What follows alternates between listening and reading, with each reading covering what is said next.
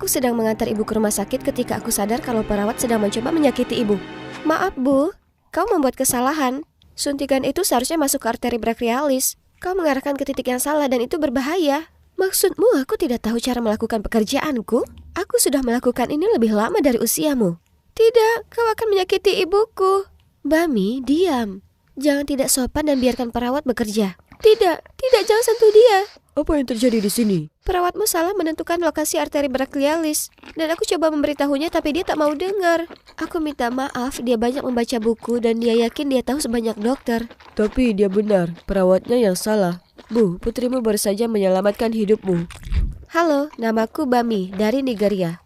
Usiaku baru 15 tahun tapi aku sudah menjadi dokter termuda di dunia. Hari ini aku akan menceritakan petualangan gilaku. Sebelum itu jangan lupa like dan subscribe. Semua berawal saat aku masih kecil. Ibuku sering membawaku ke perpustakaan tempatnya bekerja dan membiarkanku berkeliaran. Disitulah aku menemukan minatku pada dunia kedokteran. Usia 6 tahun aku sudah tahu segalanya tentang tubuh manusia. Tapi semuanya baru benar-benar berkembang ketika aku bertemu Dr. Jeff. Dia mengatakan kalau aku memiliki daya ingat fotografis dan mendorongku mengejar bidang kedokteran. Sementara teman sekelasku kesulitan memahami pecahan, aku sudah memecahkan persamaan aljabar. Sekolah jadi membosankan. Jadi setiap hari setelah sekolah aku pergi ke rumah sakit Dr. Jeff. Dia membiarkanku mengamati segalanya dan mengajariku untuk melakukan beberapa prosedur dari yang sederhana hingga yang lebih rumit. Bami, kau belajar terlalu cepat. Aku harap kamu punya kesempatan melebarkan sayapmu lebih jauh, karena sebentar lagi tidak ada lagi yang bisa kuajarkan padamu. Lalu suatu hari aku sedang duduk di teras menyelesaikan ilustrasi medis ketika aku melihat sekelompok orang asing mendekat. Ternyata mereka pekerja bantuan dari Amerika yang akan tinggal di lingkungan kami untuk sementara waktu dengan beberapa proyek kemanusiaan. Beberapa hari kemudian mereka mengadakan latihan imunisasi. Semuanya berjalan lancar, tapi tiba-tiba salah satu dari mereka jatuh. Aku berlari secepat mungkin ke tempat kejadian dan melihatnya tersedak. Darah mengucur deras dari wajahnya. Tanpa pikir panjang, aku berlari kembali ke rumah dan mengambil kotak pertolongan pertama. Tapi seorang wanita mencegatku. Nah, pergilah bermain di tempat lain. Jangan buang-buang oksigen di sini. Ada yang sedang tersedak. Kamu mau menolong temanmu atau tidak? Setelah itu aku segera mencelupkan pisau lipat ke dalam alkohol untuk mensterilkannya. Membuat sayatan lalu memasukkan sedotan sebagai tabung pernapasan sementara. Pria itu yang hampir membiru mengambil napas pertamanya. Ayo bawa dia ke rumah sakit.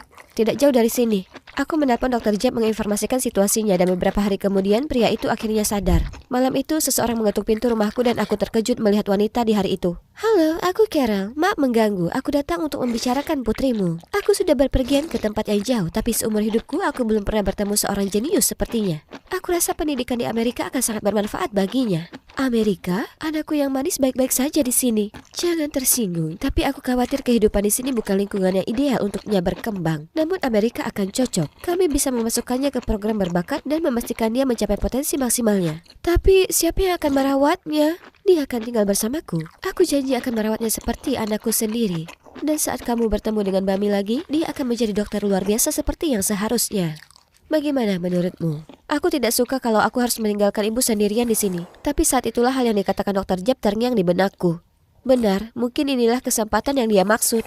Ibu, aku ingin pergi. Perpisahannya singkat dan aku sudah ada di pesawat tujuan California dengan hati yang berdebar-debar menuju negeri impian baru. Selamat datang di Amerika, anggap seperti rumah sendiri. Ya Tuhan, ponselku terus berdering sejak aku bicara tentangmu di Facebook. Sebentar, aku harus menerima panggilan ini. Kamu pasti Bami kan? Jadi kamu ya gadis yang terus dibicarakan ibu kita? Hai, senang bertemu. Kamu tidak diterima di sini. Apa? Oh bagus, kau sudah bertemu dengan anak-anakku, Camille dan Ted. Selamat datang di rumah ibu. Makan malam siap. Ayo makan bersama dan kamu bisa ceritakan semua tentang... Oh tidak hari ini sayang, sebuah acara ingin kamu menceritakan secara eksklusif sekarang juga, Bami. Sekarang? Tapi aku baru saja. Itu berarti orang-orang sangat antusias tentangmu. Ayo kita pergi. Lalu Carol membawaku ke tempat lain dengan sekelompok orang asing yang memegang semacam lampu yang menyilaukan mataku. Tiba-tiba seorang pria berjalan mendekatiku. Kamu Bami kan? Hai, aku Martin. Bisa kita mulai sekarang? Mulai apa? Tanpa memberiku kesempatan mencerna apa yang terjadi, Carol sudah menyuruhku berganti pakaian dan mendorongku ke kursi di depan pria itu. Selamat malam semuanya, hari ini acara kita mengundang tamu istimewa, Bami Alana, dokter termuda di Nigeria, atau mungkin di dunia. Bami, mengapa kamu tidak mulai dengan menceritakan kasus pertamamu? Hai, saat aku berusia 6 tahun, temanku tersedak tulang. Jadi aku melakukan manuver Heimlich seperti yang pernah aku baca di buku. Dan acara pun berlanjut dengan banyak pertanyaan tentang diriku. Aku menjawab semuanya, tapi sejujurnya aku tidak tahu mengapa aku melakukan hal ini di sini. Aku merasa sangat lega ketika acara itu berakhir, tapi keesokan paginya, oh, di sini rupanya. Bangun dan bersinarlah jenius kecilku. Kita punya hari yang sibuk hari ini. Aku sudah menyiapkan pakaianmu. Kita berangkat 1 jam lagi. Kupikir itu cuma sekali, ternyata malah menjadi rutinitasku sehari-hari. Aku akan muncul di acara demi acara. Duduk di depan kamera, menjawab pertanyaan-pertanyaan konyol. Aku merasa seperti membuat diriku terlihat bodoh. Carol, aku lelah dengan kamera dan wawancara. Aku datang ke sini untuk belajar. Oh sayang, kita ingin hal yang sama. Universitas kedokteran yang akan kamu datangi itu mahal. Dan aku yakin wawancara-wawancara ini akan membantu kita mendapatkan sponsor. Sementara itu, fokuslah pada hal ini dan belajarlah di sekolah, oke? Ya, aku harus mendaftar di sekolah menengah umum bersama anak-anaknya. Tapi sekolah menengah di sini aneh. Di Nigeria, aku seharusnya masuk kelas 11, tapi sekarang di Amerika, aku harus masuk kelas 9. Rasanya seperti aku tertinggal. Tidak cuma itu, Camille, putri Carol, tampaknya tidak menyukaiku dan bertekad membuat hidupku menjadi seperti di neraka. Dia sering menyembunyikan buku pelajaranku atau sepatuku sebelum sekolah, membuatku mencari kemana-mana dan akhirnya terlambat ke sekolah hampir setiap hari. Bami, jangan kira kamu bisa melanggar peraturan sekolah hanya karena muncul di acara TV. Itu bukan salahku, tapi dia. Dan semuanya semakin buruk. Orang-orang di sekolah terus meremehkanku dan bertindak seolah aku adalah orang bodoh. Maaf Pak, aku mendapat nilai C- meskipun aku menjawab semua pertanyaan dengan benar. Ya, kamu tidak menggunakan kata-kata dari buku pelajaran seperti yang aku minta. Tapi aku benar, bukankah aku boleh mengungkapkan jawabanku dengan kata-kataku sendiri? Tidak di kelasku. Jenius katanya. Hari itu setelah sekolah aku pulang dan mendapati semua pakaianku robek-robek. Saat itulah aku melihat seringai Camille. Kamu merusak pakaianku. Lain kali bukan hanya pakaianmu yang rusak jika kamu tetap di sini. Oke, baiklah. Ini sudah terlalu jauh. Sudah saatnya mengajarinya kalau aku bukan mangsa yang mudah. Aku ke kamarnya untuk mengacak-ngacak make up-nya. Ayo kita lihat bagaimana kamu dandan untuk ke sekolah. Tapi saat hendak keluar aku melihat iPad-nya. Wow, dia punya channel sendiri. Dan apa ini? Apakah itu Carol dan anak-anaknya? Apa yang kamu lakukan di sini? Karena terkejut aku tak sengaja menjatuhkan patung ke lantai. Oh Tuhan, patungku. Kamu tahu itu apa? Aku minta maaf, aku tidak bermaksud. Kamu masih belum cukup membuat hidupku menderita. Lalu tiba-tiba Carol menerobos masuk. Apa yang kamu lakukan, anak bodoh? Minta maaf kepada Bami sekarang juga atau kamu dihukum. Carol, tidak, ini salahku. Dia tidak. Aku minta maaf, Bami. Lalu dia berlari keluar dari kamarnya menutupi wajahnya dengan tangan. Sepertinya aku melihat air matanya mengalir. Apa yang terjadi kemarin membuatku tidak bisa tidur sepanjang malam. Memang benar Camille bukan orang yang menyenangkan, tapi Carol tidak seharusnya melakukan itu padanya. Bami, aku yakin kamu belum pernah melihat alat-alat itu di kampung halamanmu, bukan? Hahaha, belum pernah? Jadi kamu belum siap untuk membedah tikus. Tonton saja orang lain dulu. Terserah, aku datang ke sini untuk tantangan baru, tetapi yang kudapat hanya ejekan dan penghinaan. Hei, kamu baik-baik saja? Aku mendongak dan melihat Ted. Apa ini karena pelajaran biologi? Enggak, aku enggak peduli dengan mereka. Mereka cuma nggak bisa menerima anak baru yang lebih pintar dari mereka. Kalau bukan itu, lalu apa yang mengganggumu? Kenapa saudarimu sangat membenciku? Dia tidak membencimu. Dia benci kamu adalah segala sesuatu yang dia bukan. Tahukah kamu ini waktu terlama ibu kami berada di dekat kami sejak ayah kami pergi, tapi nyatanya dia tidak benar-benar ada di sini untuk kami. Kemudian dia menceritakan bagaimana Carol selalu berpergian, meninggalkannya dan Camille sendirian. Dan itu pasti menyebabkan lubang yang dalam pada anak-anaknya, terutama Camille. Itulah sebabnya dia bersikap begitu. Patung itu sebenarnya adalah yang dibawakan ibu untuk kami saat kami pergi ke Disneyland beberapa tahun lalu.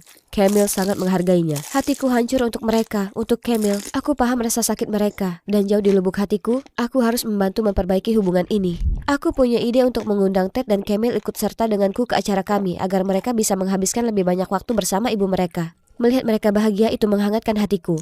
Keluarga akan selalu jadi keluarga, tidak peduli apapun yang terjadi. Tak lama kemudian aku dan Ted jauh lebih dekat. Aku tidak tahu dia punya keterampilan luar biasa dengan patung. Dan kamu tahu, belakangan ini Camille tampak sangat baik padaku. Mungkin kita bisa jadi teman baik dalam waktu dekat, bukan? Lalu suatu malam, saat kami sedang makan malam, Carol menyampaikan kabar gembira padaku. Bami, selamat. Ada sponsor yang mengirimkan lamaranmu ke sekolah kedokteran terbaik. Kerja bagus, Bami. Aku belum pernah merasa bangga seperti ini sebelumnya. Akhirnya, aku selangkah lebih dekat dengan impianku.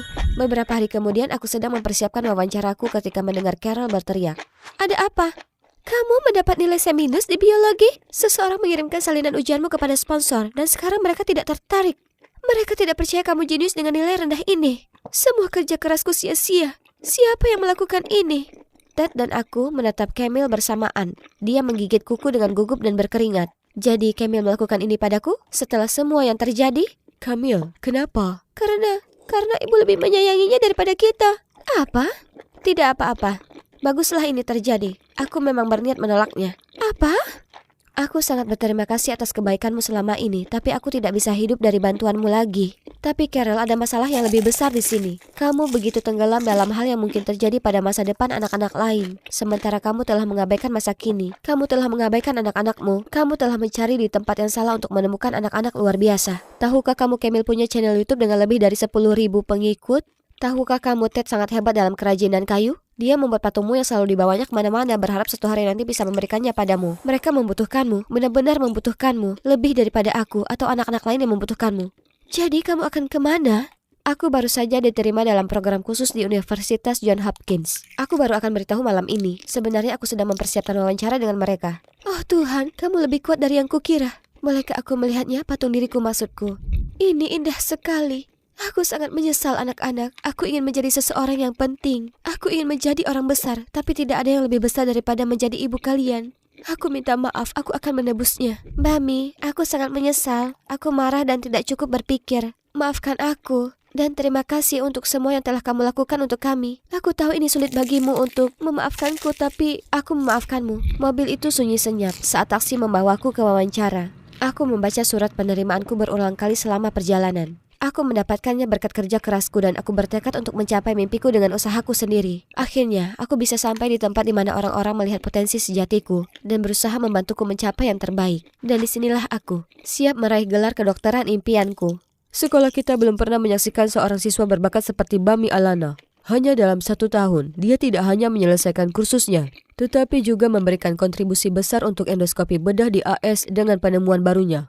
Terima kasih Pak Adams. Aku tidak bisa mengungkapkan betapa senangnya aku atas semua kesempatan yang telah diberikan Amerika kepadaku. Dekan menawarkan aku posisi di universitas ini. Aku bersyukur, tapi aku harus menolaknya. Wanita yang membawaku ke Amerika mengira dia telah menyelamatkanku. Tapi dia tidak sadar aku sudah di tempat di mana aku seharusnya berada. Rumahku, di mana aku lebih dibutuhkan daripada di sini. Jadi, aku akan pulang ke keluargaku di Nigeria. Dan kuharap dapat menggunakan pengetahuanku untuk membantu komunitasku. Namun, kapanpun Amerika membutuhkanku, aku akan selalu di sini untuk menawarkan bantuan dengan senang hati. Ini mereka, Carol, Ted, dan Camille juga ada di sini untuk merayakanku. Mereka sedih tahu aku tidak akan tinggal di sini. Tapi selalu ada jalan untuk bertemu lagi, bukan? Dan akhirnya aku pulang bersama ibu dan dokter Jeff. Suatu hari aku sedang memeriksa paket peralatan medis baru yang dikirim dari Amerika dan kemudian melihat sebuah patung diriku. Kamu kirim untukku? Aku tidak mengira kamu akan berhasil. Selama itu kamu, tak ada yang tak mungkin. Oh, tunggu. Hai teman-teman, hai Bami. Selamat datang di saluran Ibu Anda. Namaku Carol dan ini putriku yang luar biasa, Camille. Mereka mengirim salam.